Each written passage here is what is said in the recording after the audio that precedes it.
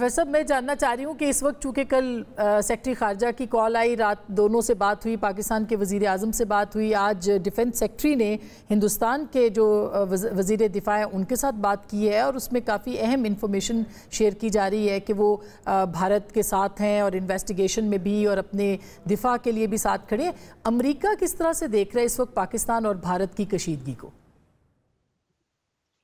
जी, America तो बहुत concerned है और उसकी कंसर्न की सबसे बड़ी वजह है दोनों ममालिक न्यूक्लियर कैपेबिलिटी रखते हैं और ये पुराने जितने भी दफ़ा क्राइसिस हुआ है अमेरिका ने उसमें बड़ा अहम रोल अदा किया। लेकिन ये भी जानते हैं कि जब एस्केलेशन होती है तो एस्केलेशन में चीज़ें बहुत जल्द हाथ से निकल जाती हैं क्योंकि लोगों की आइडेंटिटी, उनकी ईगो, उनका नेशनल पब्लिक ओपिनियन, वो तमाम चीज़ें हाइल हो जाती हैं। तो मेरा ख़्याल है कि अमेरिका का इंटरेस्ट, मुझे यकीन है अमेरिका का इंटरेस्ट भी यही है और अमेरिका की जानिब से जो वार्निंग भी कह लें है जो डिप्लोमेटिक टर्म्स में दी जाती है कि ये जब आप अगर एस्केलेशन की तरफ गए तो चीज़ें हाथ से निकल जाएंगी। यानी आपको लगता है कि जंग का खतरा टल गया है इस कॉल के बाद, या अभी भी इंडिया जो है वो अपनी पब्लिक गैलरीज से खेलने के लिए कोई स्ट्राइक कर सकता है? जैसे आपने देखा हो कि बहुत सी खबरें वहाँ से आ रही हैं कि कभी गुजरांवाला मुरीद के, कभी मुख्तलिफ टारगेट्स की वो बात कर रहे हैं। तो आपको लगता है कि अब जंग नहीं होगी या अभी भी इम्कान मौजूद है? जी, मेरा ख़्याल है कि मेरा बड़ा जब शुरू हुआ था क्राइसिस, मेरा ख़्याल था जंग नहीं होगी और इसमें दुआ का भी आंसर है, ख़्वाहिश का भी आंसर है।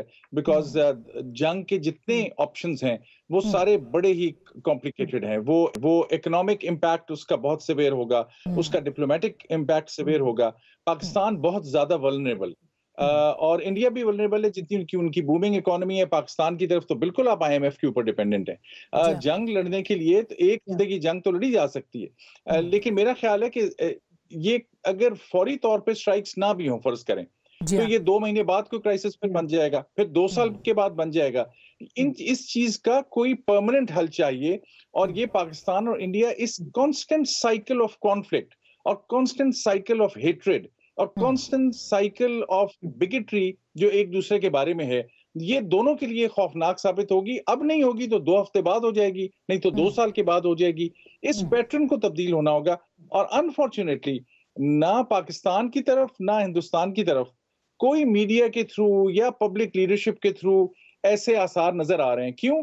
क्योंकि जो वॉइसेस हैं, जो सीनियर एलिमेंट्स होते हैं, जो कोई पढ़ाई लिखाई वाले लोग होते हैं, कोई शोरा होते हैं, कोई राइटर होते हैं, कोई आर्टिस्ट होते हैं, जो ये स्पेस क्रिएट करते हैं, उनको दोनों तरफ से ऐसे गद्दार करार दे दिया जाता है जब वो दूसरे की जानिब देखते हैं। ये बड़ा अलमिया ये है, मुझे लगता है ज्यादा जो स्पेस पीस एक्टिविस्ट्स की स्पेस कम हुई है और हॉक्स जो हैं और जो जंगजू बयानात हैं वो मेन डोमिनेंट रोल इख्तियार कर गए हैं। मुझे लगता है असल खौफनाक प्रोजेक्शन ये है।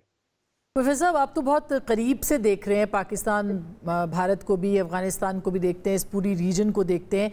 ये जो कल गुफ्तगू हुई है उसमें दोनों से एक ही बात की है अमरीकी सेक्रेटरी खारजा ने कि बातचीत करें और राब्ता बढ़ाएं। आपको पता है इस वक्त डेडलॉक है, बिल्कुल स्टैंड ऑफ है और किसी किस्म की कोई गुफ्तगू नहीं हो रही। इस बात से क्या आपको लगता है कि कोई बैकडोर चैनल जो है वो खुल सकता है पाकिस्तान और भारत के बीच में और अमेरिका कामयाब हो सकता है कि कम से कम ये जो स्टैंड ऑफ है ये ख़त्म हो और बैकडोर चैनल खुल जाए? ठीक है, डायरेक्ट अगर मुज़ाकरात नहीं शुरू होते, क्या इम्कानात आपको लगता है? जी, बिल्कुल आपने सही फरमाया और मैं उसी बात को रिफ्लेक्ट कर रहा था अपने अंदाज से और अपने ओपिनियन के मुताबिक कि बातचीत होनी इंतहाई ज़रूरी है। डीजीएमओस की बात हुई है। मैं आपको हक़्क़ुल यकीन से ये कह सकता हूँ कि बैक चैनल चल रहा है और बैक अच्छा। चैनल कभी भी कम्युनिकेशन बंद नहीं होती, उसमें अमेरिका डायरेक्टली इन्वॉल्व्ड है और 3 से 4 मुख्तलिफ प्लेटफ़ॉर्म्स हैं।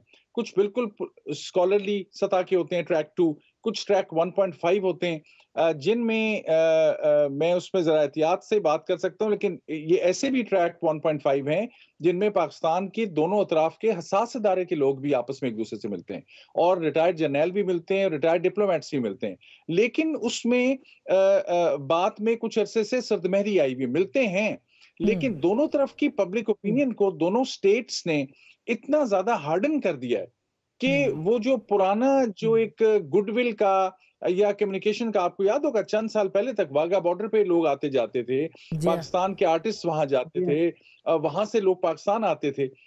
उस तरीके को जो बंद किया गया है, मैं उसका जिम्मेदार स्टेट को समझता हूँ, दोनों तरफ की स्टेट को, क्योंकि लोग तो चाहते हैं कि बात हो। और अमेरिका का भी ये इंटरेस्ट है, बिकॉज अमेरिका इस वक्त रशिया यूक्रेन में एक तरफ फंसा है, ईरान के साथ एक और तरफ नेगोशिएशंस हैं, टेरिफ वॉर चाइना के साथ अलग चल रही है।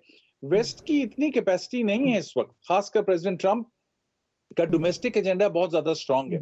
अनलाइक प्रीवियस केसेस, जब कोई खौफनाक होती थी, अमेरिकन क्राइसिस मैनेजर ज्यादा इफेक्टिवली आते थे। इस दफा बातचीत में वो गाइडेंस की कोशिश कर रहे हैं, वार्निंग की कोशिश भी कर रहे हैं।